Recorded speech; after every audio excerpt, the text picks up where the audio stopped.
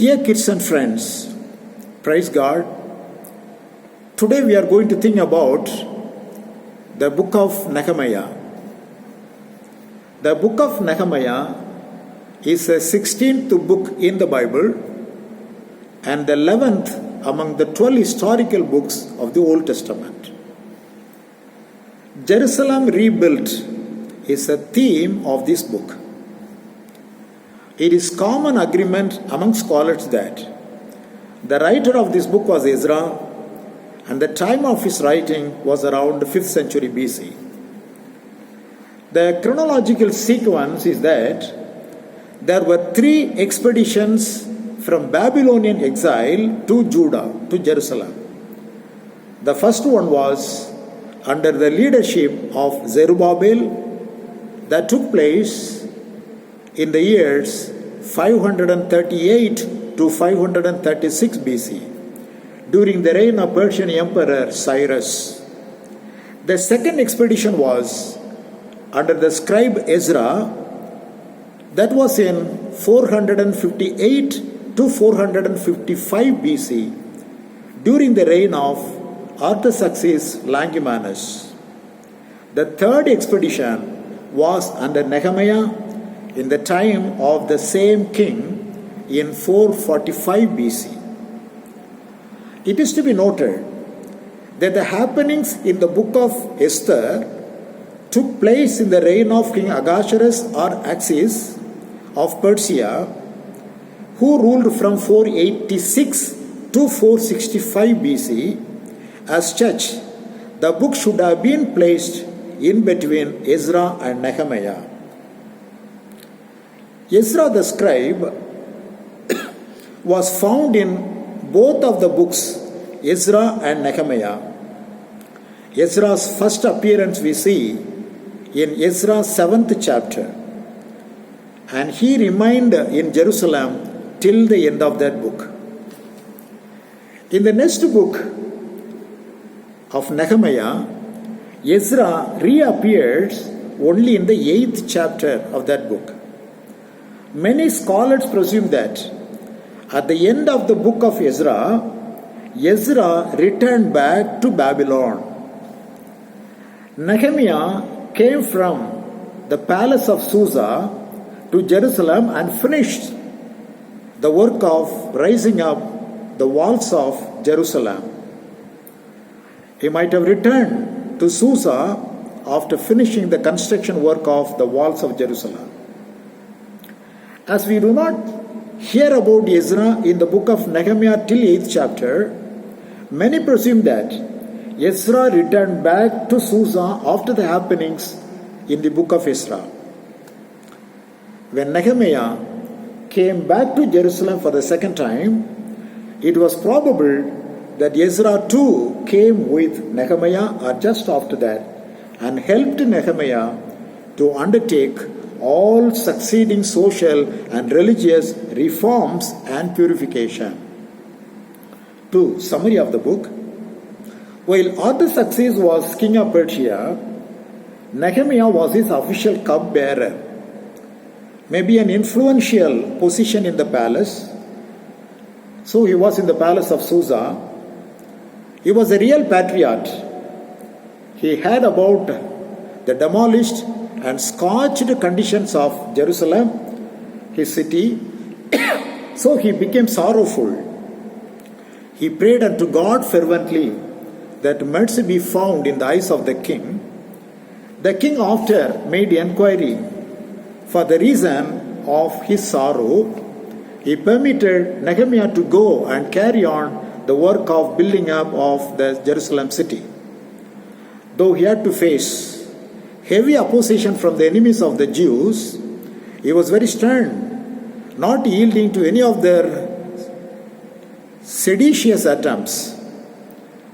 Completed first the raising up of the walls of Jerusalem in just 52 days, as recorded in 6th chapter 15th words. It is seen from chapter 7 verses 1 to 3 that after this work was done, he appointed some responsible people to guard the walls and also to take up some administrative works. Then Nehemiah, on some official business, he returned to Susa, Babylon. As already pointed out, Ezra was there in Susa before Nehemiah went there after the completion of the raising up of the walls of Jerusalem. After these things, Nehemiah set out for Jerusalem, and probably Ezra also accompanied with him to Jerusalem, and both of them engaged in the succeeding social and religious reforms and purifications.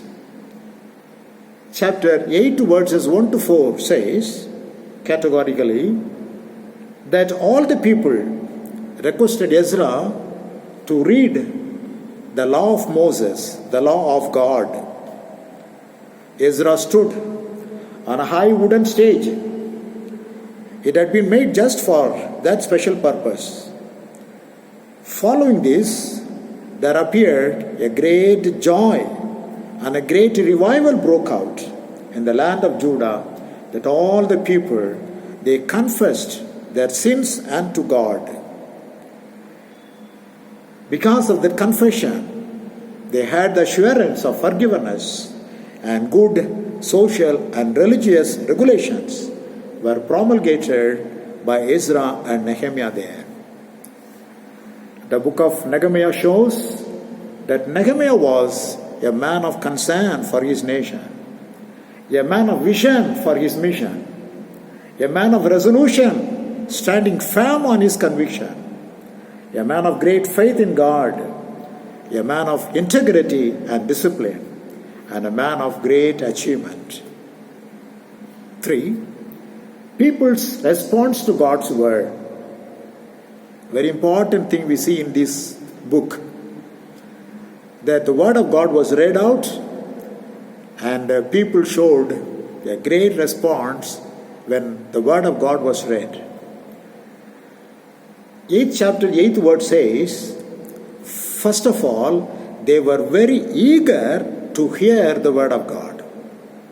They were very eager to hear the word of God. That was the first step for any revival. Any revival will come through word of God only. So here the people were very eager to hear the word of God. That was the first step for all the purification and revival later happened. 2. There was great devotion and fearfulness when they heard the word of God. Chapter 8, verse 5 says, as you opened the book of the law, all the people stood up in reverence. 3. They showed great response to God's word. They were not sleeping. They were not mum. They were enthused when they heard the word of God. Chapter 8, verse 6 says, when Ezra read out the words, all the people held up their hands and said, Amen, Amen. That was a great response to God's word. 4thly, the hearing of the word led them to the worship of God. 8:6 says, then all the people bowed down and put their faces low to the ground, and they worshipped God. So hearing the word of God should ultimately lead to worship the majesty of His Highness. Let's ask ourselves how we treat the word of God today. Does our hearing of God's word prompt us to humiliate and humble ourselves before God, enjoy His awesome presence, and lead us to worship His majesty? Prayer. Our Heavenly Father, put in our hearts true devotion and help us to worship Your majesty with all humility and sublimity. In the name of our Lord and Savior Jesus Christ, we request. Amen. Amen. Amen. Thank you. God bless you.